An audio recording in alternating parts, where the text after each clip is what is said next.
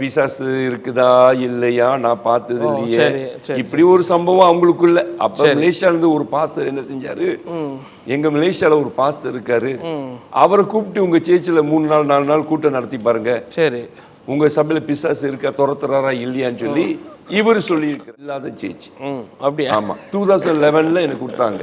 ஒரு இருள் அடைஞ்ச இடம், அங்க நிறைய பாசஸ் ஊழியம் செஞ்சு செஞ்சு செஞ்சு தோய்ந்து போயிட்டாங்க. சரி, அவங்களுக்கு கேன்சர் இருந்தது. என்னை கூட்டிட்டு போயிருந்தாங்க ஒரு வீட்டுக்கு செபிக்க.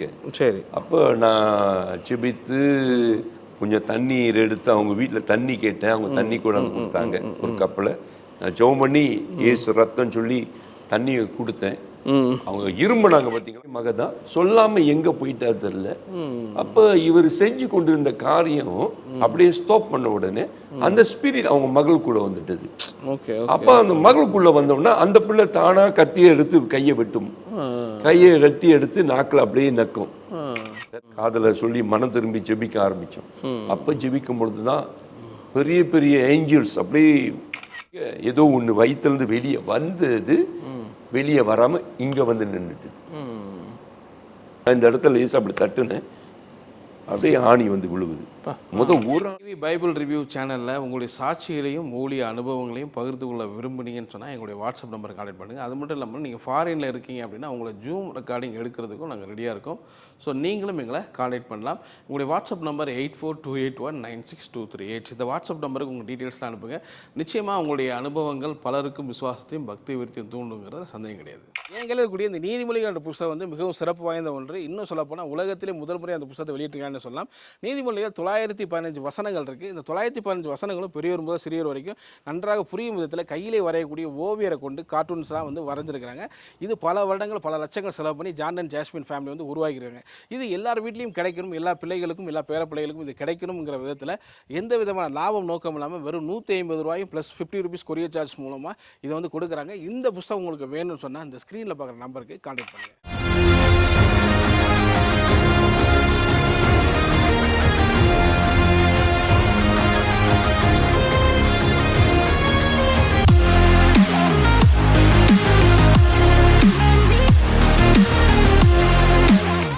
நான் பாஸ்டர் ஹென்றி ராமையா சபையில ஜாயின் பண்ணேன்.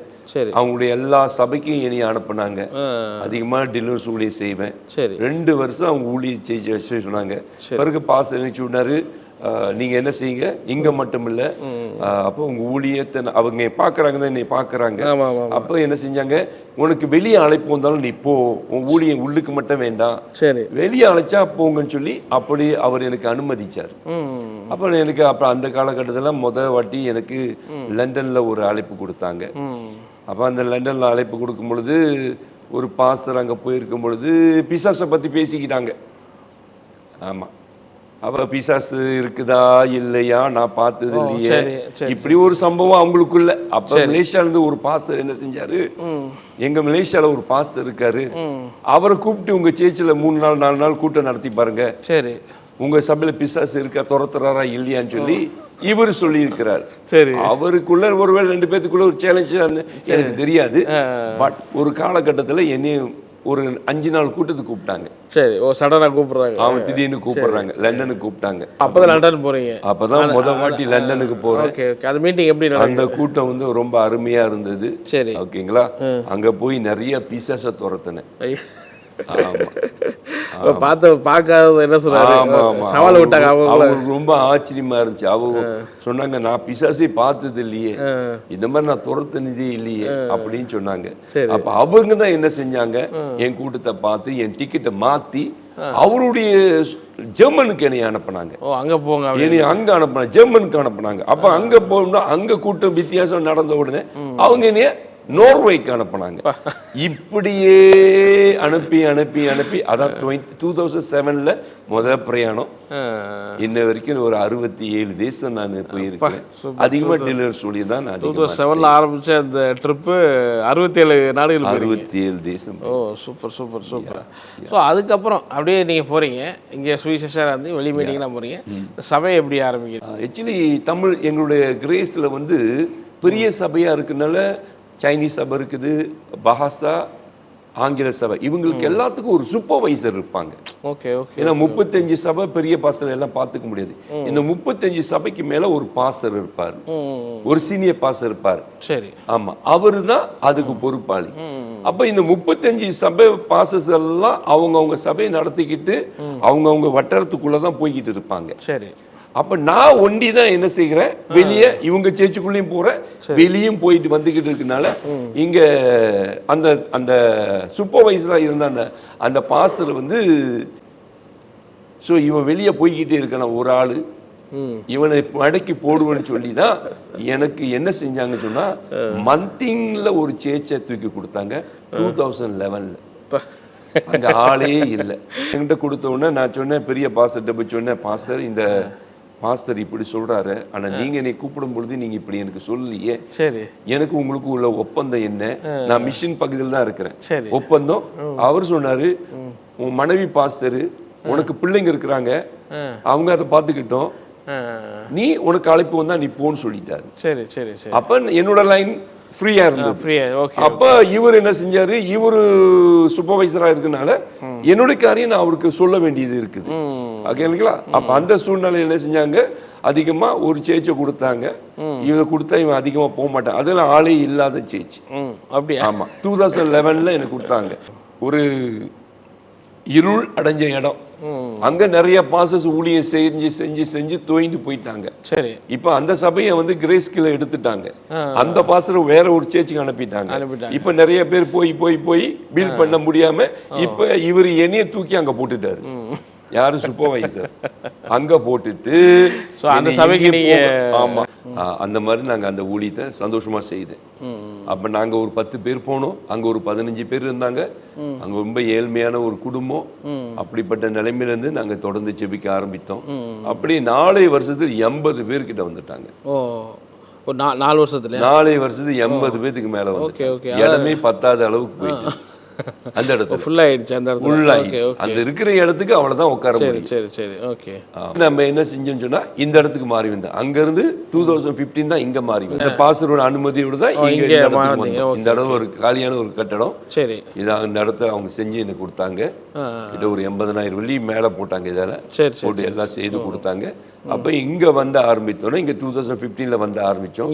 அங்க இருந்து அப்படியே வந்து இன்றைக்கு கிட்ட பார்த்தா இங்க ஒரு 10 வருஷம் இங்க இருக்கிறோம். கிட்டத்தட்ட ஒரு 14 வருஷம் ஊழியம் இது. கிட்டத்தட்ட 110 120 குடும்பம் இருக்காங்க. ஒரு 400 பேர் கிட்ட எல்லாம் பிள்ளைங்க பெரிய 2023ஆம் ஆண்டுல தான் எங்களுக்குள்ள ஒரு சொந்த கட்டடம் வாங்கணும்னு ஒரு விருப்பம் ஆழமா ரொம்ப வந்தது. எனக்கும் 61 வயது ஆயிட்டது. சரி. ஓகேங்களா? அடுத்து ஒரு கூட்டம் ஜனங்கள் நமக்கு நிக்கிறாங்க. சரி, இவங்களுக்குன்னு ஒரு இடம் வேணும் தானே. அப்போ ஒரு இடம் இருந்தா நல்லா. இது ஒரு வாடகை இடம் தானே? இது வாடகை இடம். சரி சரி. அப்ப ஜெபிக்க ஆரம்பிக்கும் பொழுது ஒரு நாள் விடிய காலையில் எனக்கு தூக்கமே வரல. இங்கேயும் அங்கேயும் நடந்துக்கிட்டு ஜெபம் பண்ணிக்கிட்டே இருக்கும் பொழுது திடீர்னு நான் கேட்கிறேன், ஆண்டவர் என்னதான் செய்யணும், எங்க இருந்து தான் நான் ஆரம்பிக்கிறது, யாருக்கிட்ட போய் கேட்குன்னு சொல்லும் பொழுது ஆண்டவர் சொன்னாரு, நான் படுத்திருக்கேன், என்னோட வீட்டை காட்டுறாரு ஆண்டவர். அப்ப அதுக்கு முன்ன ஆண்டவர் என்ன சொன்னாரு, இந்த பையனை சொன்னாரு, இந்த 2 மீன் 5 அப்பம் கையில இருந்தது கொடுத்தான்ல அந்த சிறுவன் நந்திரையாக்கு கையில கொடுத்தான்ல போய், அந்த மாதிரி அந்த வசனத்தை காட்டிட்டு திடீர்னு என்னோட வீட்டை காட்டுறாரு. அப்ப யோசிக்கிறேன், ஆண்டவரே 2 இருந்தா 1 கொடுக்கலாம், இருக்குது ஒரு வீடு தான், நான் எல்லாத்தையும் கொடுத்துட்டேன், எல்லாத்தையும் உடைய ஊழித்து கொடுத்தேன், ஒரு வீடு தான் இருக்குது ஆண்டவரே அப்படின்னு சொல்லி இந்த வசனம் சொல்லும் பொழுது ஒருவேளை அப்படின்னா இதை பேசிட்டு அப்புறம் என்னோட மனைவிட்ட பேசினேன், பிள்ளைங்கிட்ட எல்லாம் சொன்னேன். அவங்க சொன்னாங்க, அப்பா ஆண்டு என்ன சொல்றாரு செய்யுங்கப்பா அப்படின்ட்டாங்க. சரி. அப்புறம் மனதில் ஒரு எண்ணம் வந்த உடனே அந்த வீட்டை ஆண்டவருக்கு அப்பயே நான் கொடுத்துட்டேன். வித்துட்டீங்க? ஆமா, வித்து அதுல வர எல்லா பணத்தையும் நான் ஒரு வெள்ளி கூட எடுக்காம அப்படியே கட்டடத்துக்கு பாணிக்குன்னு சொல்லி கொடுத்துட்டேன். அதுதான் விதை. ஓகே, விதையா. ஓகே. ஆக்சுவலாக அந்த கட்டடம் பார்த்தீங்க, அது எவ்வளோ லட்சம்? ஆக்சுவலி அந்த கட்டடம் நாங்கள் பார்க்கும் பொழுது 5.8 மில்லியன். 5.8 மில்லியன் மில்லியன் வந்து இது நம்ம மலேசியன் காசுக்கு. ஆமா, மலேசியா காசுக்கு 5.8 மில்லியன். அப்ப அந்த ரீதியில் தான் விசுவாசத்துல, எல்லாமே விசுவாசத்துல தான் நாங்க துவங்கின ஒரு காரியம். Okay okay okay. ஸோ அதில் உங்கள் வீடு எவ்வளோ விற்றீங்க? 2,50,000 வெள்ளிக்கு மேலே. 50 லட்சம் வெள்ளிங்கிறது பெரிய அமௌண்ட்டு. ஆமாம். நீங்கள் ஒரு வீடை கொடுத்து ஒரு 2.5 லட்சம் வெள்ளி தான் கொடுத்துருக்கீங்க. ஆமாம்.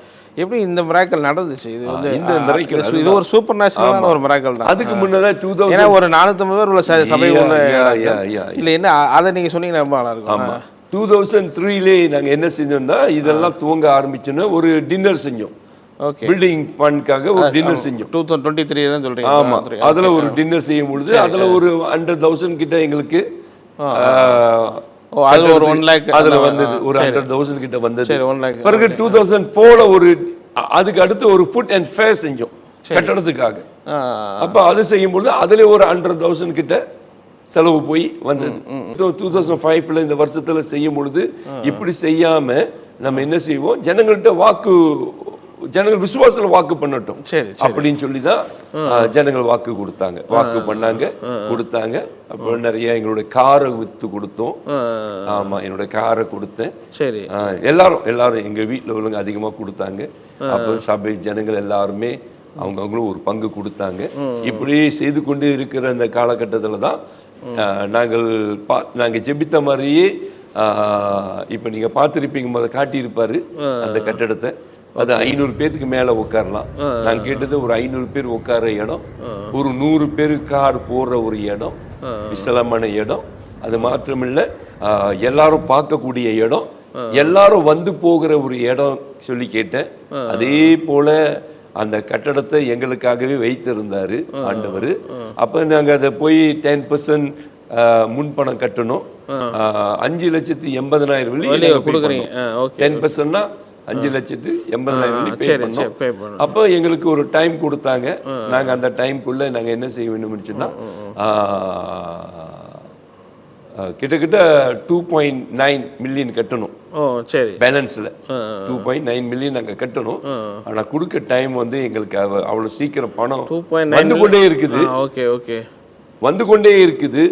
ஆனா அவ்வளவு பெரிய காசு வந்து சேரல, அந்த டைமும் முடிஞ்சிட்டது. அதனால நாங்க என்ன செஞ்சோம்னு சொன்னாக்க இவ்வளவு பணமும் கட்டிட்டோம்.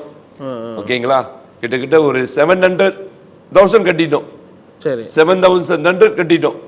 இப்ப இந்த 700,000 வந்து அவங்க வந்து நினைச்சா கொஞ்சம் இறக்கப்பட்டு நினைச்சா நம்மளுக்கு எதுவும் கொஞ்சம் கொடுக்கலாம், நாங்க செய்ய முடியலன்னா. சரி, அந்த மாதிரி ஒரு சூழ்நிலை வந்துட்டு. அப்ப அன்றைக்கு நாங்க போய் சந்திச்சு பேசணும். அப்ப அன்றைக்கு பேசும்பொழுது எங்களுக்கு வந்து ஒரு பாஸ்டர் அமெரிக்கால இருந்து ஒரு பாஸ்டர் வந்திருந்தாரு. சரி சரி, அப்போஸ்தலர் சாமுவேல் கருணாநிதி வந்திருந்தாங்க. ஸோ அவர் வந்து என்னோட மாமனார் காலத்திலேருந்து ஊழியக்காரோட 1978 ஒரு உறவு இருக்குது. சரி சரி, அவர் வந்து அமெரிக்காவில் இருக்கிறாரு. அவரு எப்போதும் ஊழியத்துக்கு வந்து போறவர் அவரு. அப்ப இந்த காலகட்டத்தில் இங்க ஊழியத்துக்கு வரும் பொழுது அவரோட நாங்க ஷேர் பண்ணோம், இந்த காரியம் நாங்க ஷேர் பண்ணோம். ஒரு $10,000 எங்களுக்கு பிளஸ் பண்ணியிருந்தார். அதுக்கு முன்னே செக் அனுப்பி வச்சிருந்தாரு. அவர் வரதுக்கு முன்னே அனுப்பி வச்சிருந்தாரு. ஓகேங்களா, அப்ப இங்க வந்த பொழுதுதான் நான் அவர்கிட்ட ஷேர் பண்ணோம், இந்த மாதிரி இப்படி சிச்சுவேஷன் இருக்குன்னு சொல்லி. அப்ப அவரும் என்ன சொன்னார், சரி ஜெபிப்போம், இவ்வளவு பெரிய பணம் அவர்கிட்டையும் இல்லை. ஓகேங்களா, இது இல்லை, சின்ன பணம் இல்லை. ஓகேங்களா, அப்ப இந்த சிச்சுவேஷன் தான் அன்றைக்கு அவரும் எங்களோடு கூட வந்து நாங்கள் அந்த கட்டட ஓனரோடு பேசி கொண்டிருக்கும் பொழுது திடீர்னு அந்த இடத்துல ஒரு அற்புதம் நடந்தது. நான் 3 காரியம் சொன்னோம். ஒண்ணு, நீங்க என்ன செய்யுங்க, எங்களை நம்பினீங்கன்னா நீங்களே எங்களுக்கு லோன் கொடுங்க, நாங்க மாசம் மாசம் உங்களுக்கு காசு கட்டுறோம் அப்படின்னு சொன்னீங்க. ஒண்ணு சொன்னோம். 2வது காரியம், எங்களுக்கு பேங்க் லோன் உதவி செய்யுங்க, எடுத்து நீங்களே எங்களுக்கு கொடுங்க, அப்படி கொடுங்கன்னு சொன்னோம். சரி, அப்படி இந்த 2 காரியங்களை உங்களால எங்களுக்கு செய்ய முடியாதுன்னா 3வது காரியம் நாங்க கிவ் அப் பண்றோம். கிவ் அப் பண்ணோம். ஆனா கிவ் அப் பண்ணும் பொழுது எங்களுடைய அந்த அந்த ஒப்பந்தத்துல அவங்க திருப்பி எங்களுக்கு கொடுக்க ஒண்ணும் இல்லை. அப்படியே ரிட்டர்ன் பண்ண முடியாது. எஸ், அவங்களா இன்னைக்கு கடைசி நாள். அவங்களா தான் கொடுத்தா தான் உண்டு, இல்லாட்டி அவங்களா கொடுத்தா உண்டு. அப்ப இந்த காரியெல்லாம் நாங்க பேசிக்கிட்டு இருக்கும் பொழுது திடீர்னு எங்க பக்கத்துல இருந்த இந்த ஊழியக்காரர் சாமுவேல் கருணாநிதி எழுந்து திடீர்னு சொல்லி, நான் 1 மில்லியன் உங்களுக்கு தரேன்னு சொல்லி அவர் வாக்கு பண்ணார். அந்த கட்டட ஓனரு இவர் என்ன சும்மா யார் இவர் வந்து 1 மில்லியன் தர்றாரு, இவ்வளோ பெரிய காசு விட்டு இருக்குதா அப்படின்னு சொல்லி அவரு சரித்திரத்தை அவருக்கு திறந்து காட்டிட்டார். காட்டிட்டு அப்போ அவர் என்ன செஞ்சாரு, நீ கடவுளுக்காக 1 மில்லியன் தரேன்னு சொன்னா நானும் சும்மா இருக்க முடியாது, நான் 100,000 தரேன். ஓனர் 100,000 கட்டடத்துக்கு தரேன்னு சொல்லி வாக்கு பண்ணி அப்புறம் இன்னொரு வாக்கு பண்ணாரு, இந்த கட்டடத்தை நான் வேற யாருக்கும் கொடுக்க மாட்டேன், இந்த கட்டடம் உங்களுக்கு தான் சரி அப்படின்னு சொல்லி வாக்கு பண்ணாரு. ஓகே இப்போக்கி ஏறக்குறைய நாங்கள் 2 மில்லியன் கொடுத்துருக்கீங்க. 2 மில்லியன் அவருக்கு கொடுத்துருக்குது. இன்னும் 3.8 மில்லியன் இருக்குது. எங்களுக்கு ஒரு கால அவசரம் இருக்குது, நாங்கள் அதை சீக்கிரமா செய்யணும், ஒரு லோன் எடுக்க வேண்டும். அப்ப இதெல்லாம் ஒரு சாதாரண ஒரு மனுஷனா நடக்காது, ஒரு அற்புதம் இது. ஏனென்றா யாருக்கிட்ட போய் பேசினாலும் நம்மளை பார்த்து உங்களுக்கு பைத்தியமானு கேட்பாங்க. ஏன் கேட்பாங்கன்னா, என்ன பாச இவ்வளோ போய் நீங்க தமிழ் சபையை வச்சுக்கிட்டு இவ்வளோ பெரிய கட்டணம் வாங்க முடியுமா? அப்படி இங்கே பாசிபிலிட்டியே கிடையாதுங்க. அது அப்படிதான் எல்லாருடைய காரியம். இவங்க இந்த பணம் தருவாங்களா, உங்களால ரீச் பண்ண முடியுமா பாஸ்டர்? அதனால எல்லாரும் வாயை புழக்கிறாங்க ஒழிய அதுதான் சொல்றாங்க அவங்க சொல்லும் பொழுது. ஏன்னா அதான் நான் சொல்றேன், இப்போ நான் தெளிவா சொல்றதா இருந்தா, இப்போ உங்க பணம் 5 மில்லியன்னா இந்தியன் 5.8 மில்லியன் 8 மில்லியன் இந்தியன் பணத்துக்கு எப்படி ஒரு 12 கோடி வந்துடும். 12 crores வச்சுக்கங்களேன். இது ஒரு யோசிக்கிறது தானே. இப்போ ஒரு தமிழ் சர்ச்சு 400 பேர் இருக்கிறாங்க, இவங்க எப்படி இதெல்லாம் வாங்க முடியும் அப்படிங்கிற ஒரு திங்கிங். பட் ஆனா கர்த்தர் உங்களை இதை கொடுக்குறவங்க கூட, ஐயோ நான் கொடுத்தா என் பணம் வேஸ்ட் ஆயிருமே. இப்ப நீங்க கூட எனக்கு ஒரு $1000 $1000 கொடுக்கணும்னு நினைச்சா கூட நீங்க என்ன, இப்ப நான் இந்த $1000 வச்சு இவங்க இந்த கட்டணத்தை கட்ட முடியாத, நான் கொடுத்து வேஸ்ட் ஆயிருமேன்னு சொல்லி கூட சிலவங்க யோசிப்பாங்க தானே. தவறான யோசனை இல்லை, மனுஷ ரீதியில பார்த்தா அது சரியான யோசனை. ஆனா தெய்வீக காரியத்தை நீங்க பார்க்கும் பொழுது அது வித்தியாசமான ஒரு பகுதி. இது வந்து கடவுளுடைய காரியம். 2-3 இயர்ஸ்ல இந்த நடந்த இந்த பணம் வந்தது. இப்ப இந்த 2 மில்லியன் உள்ள வந்தது கிட்டத்தட்ட ஒரு 4 மாசத்துக்குள்ள வந்த 4 monthsல 4 மாசத்துல இந்த பணங்கள் உள்ள வந்தது. இது ஒரு பெரிய ஆச்சரியம், யாருமே எதிர்பார்க்க. ஸோ கர்த்தர் கிருபை. ஸோ ஆனால் உங்களை இவ்வளோ பேர் கிரிட்டிசைஸ் பண்ணாலும் ஆண்டவர் பெரிய காரியங்களை செஞ்சிருக்கிறாரு. அது பெரிய அது மாதிரி உங்கள் மினிஸ்ட்ரியில் தனிப்பட்ட மினிஸ்ட்ரி டெலிவரன்ஸ் நிறைய பண்ணியிருக்கிறீங்க, நிறைய மிராக்கிள்ஸும் நடந்திருக்கு. உங்களுக்கே ஆச்சரியமாக இருக்கக்கூடிய சில விஷயம் நடந்திருக்கும்ல, அதை பற்றி சொல்லுங்க. என்ன சொல்லலாம், ஒரு இடத்துக்கு ஒரு சிஸ்டருக்கு அவங்களுக்கு கேன்சர். சரி, அவங்களுக்கு கேன்சர் இருந்தது. என்னை கூட்டிகிட்டு போயிருந்தாங்க ஒரு வீட்டுக்கு செபிக்க. சரி, அப்போ நான் செபித்து கொஞ்சம் தண்ணீர் எடுத்து அவங்க வீட்டில் தண்ணி கேட்டேன். அவங்க தண்ணி கூட கொடுத்தாங்க ஒரு கப்பில். நான் ஜெபம் பண்ணி ஏசு ரத்தம் சொல்லி தண்ணியை கொடுத்தேன். அவங்க இரும்புனாங்க பார்த்தீங்களா, அவங்க இரும்பி ரத்தம் அப்படி பக்கத்தில் இருக்கு. இந்த 2 சகோதரி மேலேயும் ரத்தம் அப்படி கட்டி வந்து அப்படி வெளியே வந்து விழுந்துருச்சு. கேன்சர் கட்டி. இதை தவிர்த்து நிறைய பேர் நான் ஜெபிக்கும் பொழுது திடீர்னு பாத்ரூமுக்குள்ள ஓடுவாங்க, கட்டி வந்து விழுந்தது சொல்லுவாங்க. ஒரு அம்மாவுக்கு நிறைய ஒரு சிம்பிளாக ஒரு சில காரணம். ஒரு அம்மாவுக்கு ஒரு சிஸ்டருக்கு நான் ஜெபம் பண்ணேன்.